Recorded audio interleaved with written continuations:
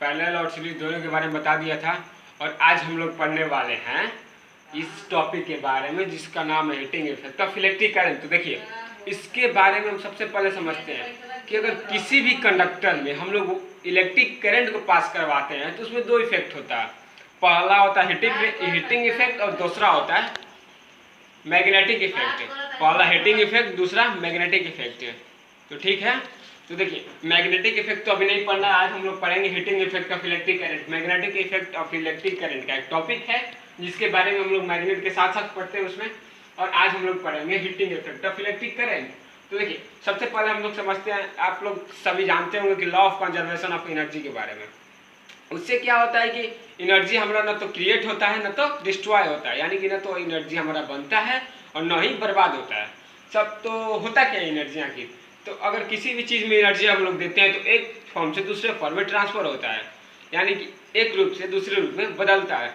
जैसे कि हमारा एक क्या ले लेते हैं, हीटर ले लेते हैं। उसमें क्या होता है हीटर में, क्या अगर हम लोग विद्युत ऊर्जा उसमें देते हैं इलेक्ट्रिक एनर्जी, तो क्या होता है हीट एनर्जी में बदल देता है, उसमें ये एनर्जी में बदल देता है। वहीं अगर हम लोग एग्जाम्पल लें मोटर का, तो मोटर क्या करता है, मोटर और पंखा में क्या होता है कि अगर हम लोग विद्युत ऊर्जा देते हैं तो उसे गतिज ऊर्जा में बदल देता है।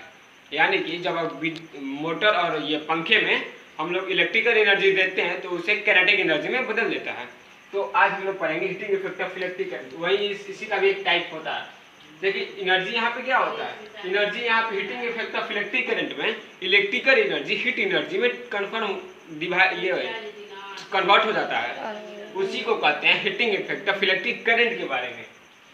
इसमें क्या होता है कि इलेक्ट्रिकल एनर्जी हीट एनर्जी में कन्वर्ट हो जाता है, उसी को कहते हैं heating effect of electric current. इसका इंट्रोडक्शन लिख दिया, when electric current flows through a conductor heat energy is generated in the conductor. यानी कि इलेक्ट्रिक करंट फ्लो होता है तो हीट एनर्जी जनरेट होता है। ये किस किस टॉपिक पे डिपेंड करता है, तीन टॉपिक पर।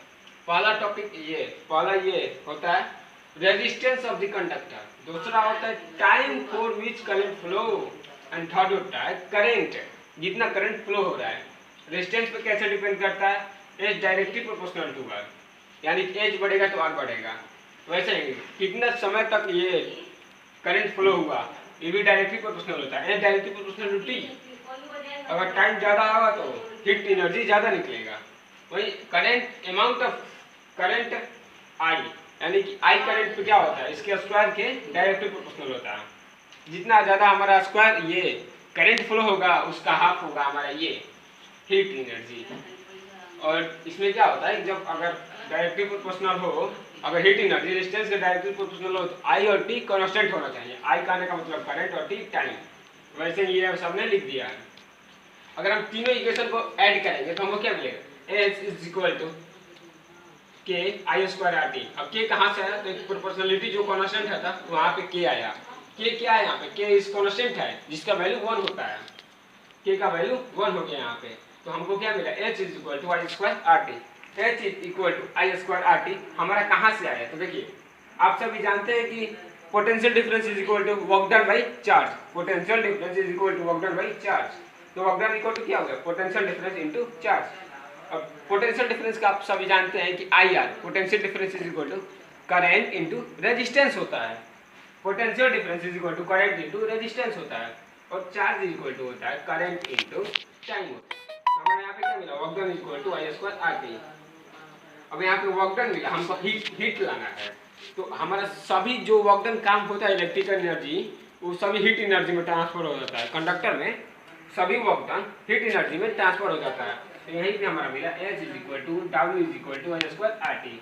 इसी फार्मूला को हम लोग कहते हैं जूल्स लॉ ऑफ हीटिंग। इसी फार्मूला को क्या कहते हैं, जूल्स लॉ ऑफ हीटिंग। और इसी को जस्ट उल्टा चले तो ये हमारा लॉ हो गया, जूल्स लॉ ये हमारा हो गया। ये तीनों जो है हमारा, ये तीनों ये हमारा जूल्स लॉ है। तो देखिए इसका भी कुछ एक एग्जांपल समझ लेते हैं। इसके भी कुछ एप्लीकेशन होते हैं, जैसे कि लाइटिंग में, जैसे जो हमारे प्रकाश देते हैं उसमें समझ लेते हैं। फिलामेंट बल्ब आपने देखा होगा, ये पीला वाला जो बल्ब होता है फिलामेंट बल्ब, उसमें क्या होता है कि इलेक्ट्रिकल एनर्जी जो हम लोग देते हैं लाइट एनर्जी में तो कन्वर्ट होता ही है, साथ साथ हमें हीट भी देता है, हीट एनर्जी में भी कन्वर्ट होता है। ये भी एक एग्जांपल है heating effect of electric current का। और दूसरा होता है फ्लोरोसेंट बल्ब, ये भी वही होता है।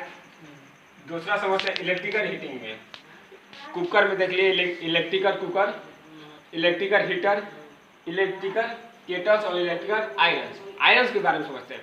आयरन में क्या करते हैं हम लोग, जब उसको इलेक्ट्रिक करंट देते हैं उसमें, तो क्या होता है कि हमें हीट एनर्जी में ट्रांसफर कर देता है, उस इलेक्ट्रिक एनर्जी को हीट एनर्जी में ट्रांसफर कर देता है, जिसकी वजह से हमारा कपड़ा एकदम सही से हो जाता है।